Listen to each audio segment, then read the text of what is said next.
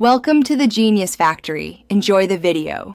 You start by confirming the Zain Sim is inserted and the phone unlocked. This prevents menu errors. Once done, backup contacts and note the current language so you can revert if needed. Now open Settings and navigate directly to mobile networks or the SIM Toolkit app. Some Zain SIM tools live there.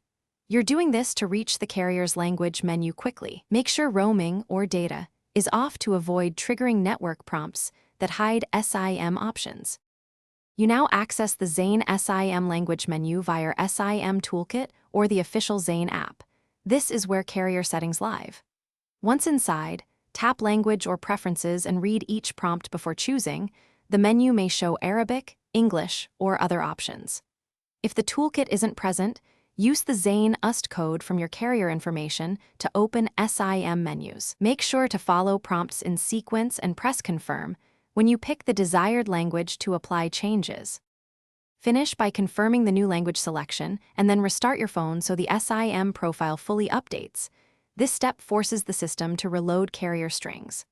Once restarted, check menus and SMS for the new language. If nothing changed, reopen SIM Toolkit, reselect language, or power cycle the device and reinsert the SIM. If problems persist, contact Zain support with your SIM ICSID and phone model. They can push an update or guide you through a remote refresh of the SIM profile. Thanks for watching. If you found this helpful, don't forget to like and subscribe.